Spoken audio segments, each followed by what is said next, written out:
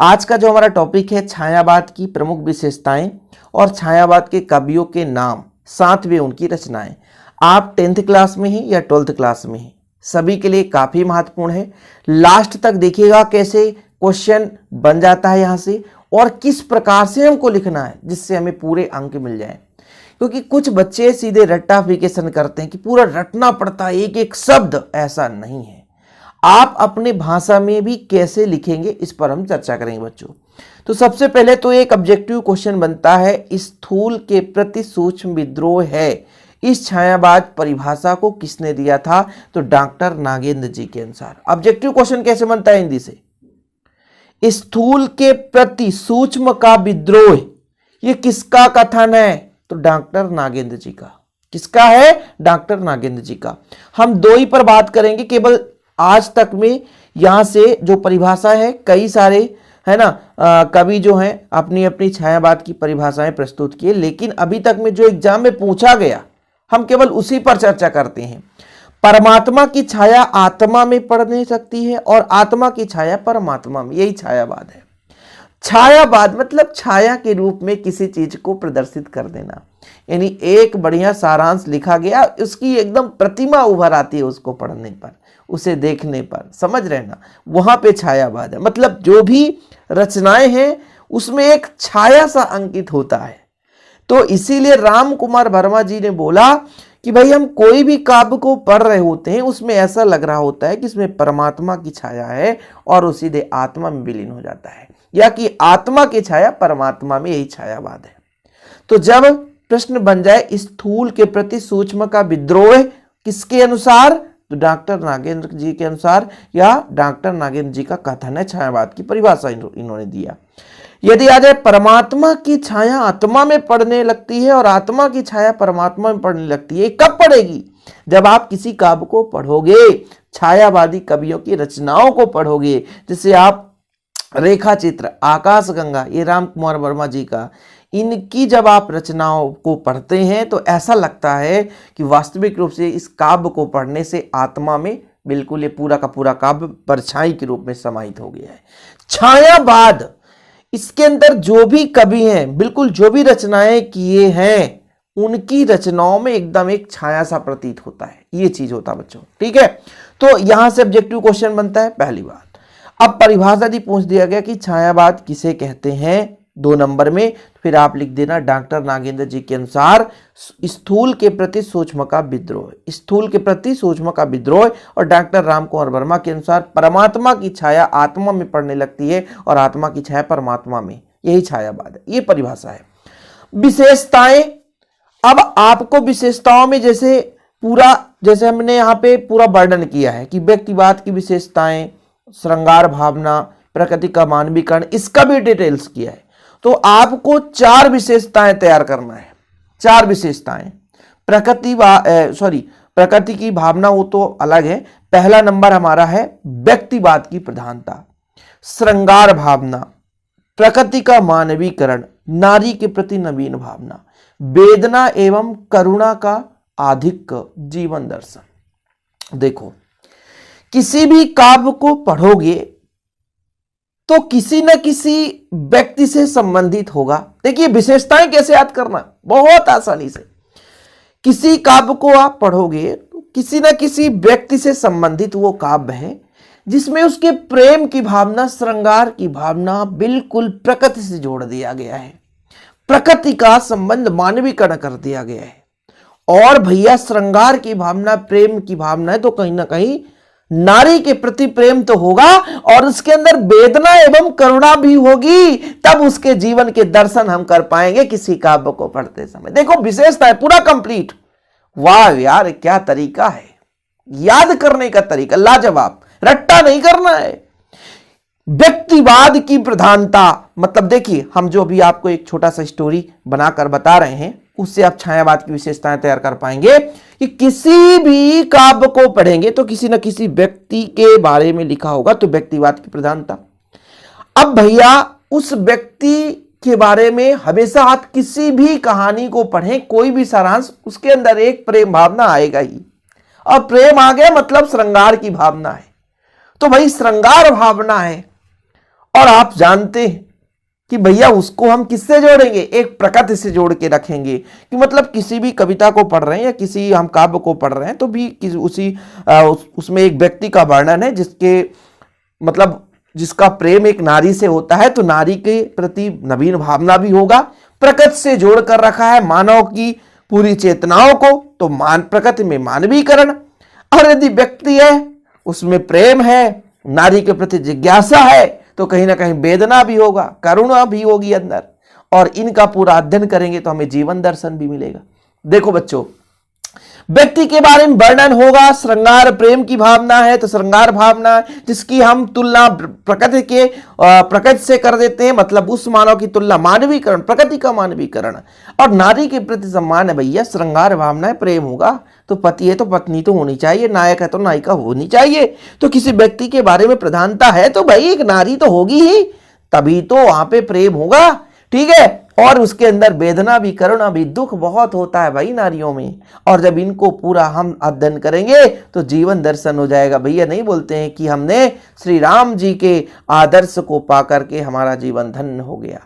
तो इस तरीके से आप विशेषताएं याद करोगे और उसका वर्णन करना तो आप अपनी भाषा में। भाई व्यक्तिवाद की प्रधानता मतलब छायावाद में व्यक्तिगत भावनाओं की प्रधानता दी गई है। उनके वहां पर कवि ने अपने सुख दुख हर्ष शोक को भी बारी प्रदान करते हुए खुद को अभिव्यक्त करता है। अब देखिए, अब हम जानते हैं भाई विशेषताएं हमसे याद हो गए हैं।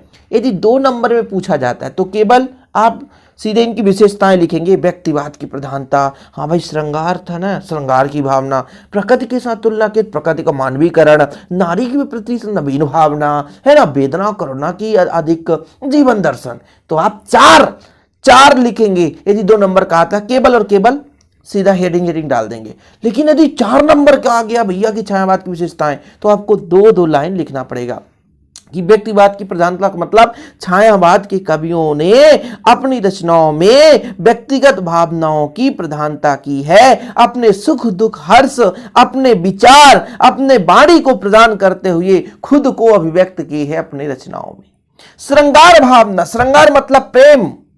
छायावादी जो काव्य है, जितने भी काव्य की रचना हुई है, उसमें श्रृंगार एकदम सूक्ष्म, एकदम केंद्रित रूप से श्रृंगार भावना रखा गया है। छायावाद का श्रृंगार उपयोग की वस्तु नहीं बल्कि कौतूहल और विस्मय का विषय है। मतलब जो भी रचनाएं हैं उसमें कहीं ना कहीं प्रेम भावना कूट कूट कर भरा हुआ है। प्रकृति का मानवीकरण मतलब प्रकृति पर मानव का व्यक्तित्व का आरोप लगा दिया गया। भैया प्रकृति का मानवीकरण यानी प्रकृति पर मानव व्यक्तित्व का आरोप लगा दिया गया, यही है आपका प्रकृति का मानवीकरण। और आप लोग फिर देखिए भाई, यदि आपसे विशेषता बन रहा है तो इसका डिटेल अपनी भाषा में बिल्कुल रटना तो बिल्कुल नहीं बच्चों। नारी के प्रति नवीन भावना मतलब छायावाद के जो भी कवि हैं है ना, इनकी रचनाओं में नारी के प्रति एक विशेष मतलब प्रेम संबंध रखा गया है। मतलब नारी को एक विशेष स्थान दिया गया है। नारी के सम्मान के प्रति हर एक रचनाओं में सजग हैं। रीतिकालीन की तरह नारी के बिल्कुल सम्मान को ध्यान में रखते हुए जितनी भी रचनाएं की गई है। ठीक है, वेदना एवं करुणा का अधिक का मतलब वेदना मतलब इसकी जो भी रचनाएं, छायावाद के कवियों की जो भी रचनाएं हैं वो एकदम हृदय को छूती हैं, अभिलाषाओं को छूती हैं। ठीक है, एकदम अभिव्यक्ति हमारे अंदर के दिल की बातों को छू जाती है। वेदना का मतलब क्या होता है, किसी काव्य को पढ़ें अंदर हृदय विदारक हो जाए, वो वेदना हो जाता है। तो हृदयगत भावों को अभिव्यक्त किया, पूर्णता, अभिलाषाओं की विफलता, सौंदर्य की नश्वरता, प्रेयसी की निष्ठुरता, प्रकृति की रहस्यमयता आदि अनेक कारणों से छायावादी के काव्य में वेदना और करुणा की दिखता है। जीवन दर्शन, जीवन दर्शन में क्या होगा, छायावाद कवियों ने जीवन के प्रति भावात्मक दृष्टिकोण को अपनाया है। इसका मूल दर्शन सर्वमान्यवाद, संपूर्ण जगत मानव चेतना से स्पंदित दिखाई देता है। जीवन दर्शन का मतलब क्या है कि काव्य को हम जब पढ़ते हैं तो हमें एक ऐसा यहाँ से ज्ञान मिलता है, ऐसा सीख मिलता है जिससे हमारा जीवन क्या हो सकता है, धन्य हो सकता है। इसलिए बोला गया ना कि छायावाद कवियों ने जीवन के प्रति भावात्मक दृष्टिकोण को अपनाया है। मतलब भावपूर्ण रचना की गई है इसके अंदर। ठीक है, इसलिए तो संपूर्ण जगत मानव चेतना से स्पंदित दिखाई देता है। मतलब बिल्कुल जो भी काव्य रचनाएं हैं उनको पढ़ने से हमारे अंदर भाव विभोर उत्पन्न हो जाता है। तो ये कुछ प्रमुख विशेषताएं हैं जिसे आपको तैयार करना है, रट्टाफिकेशन नहीं करना है, जिस तरीके से समझा रहा हूं वैसे ही आपको लिखना है। ठीक है, व्यक्तिवाद की प्रधानता, मतलब आपसे कुछ नहीं बन रहा है तो इतना तो बन जाएगा ना कि छायावाद के कवियों ने, है ना, अपनी रचनाओं में व्यक्तिगत भावनाओं को, है ना, उकेरा है, व्यक्तिगत भावनाओं की प्रधानता दी है। जैसे अब स्वयं का सुख दुख हर्ष शोक, है ना, स्वयं की वाणी को प्रदान करते हुए रचनाएं की है। श्रृंगार भावना, मतलब छायावादी काव्य की प्रमुख विशेषताओं में से एक है श्रृंगार भावना। इसमें व्यक्ति के श्रृंगार को उपयोग करते हुए, है ना, मतलब एकदम जो भी रचनाएं हैं उसको सरल और सही तरीके से समझाने का प्रयास किया है।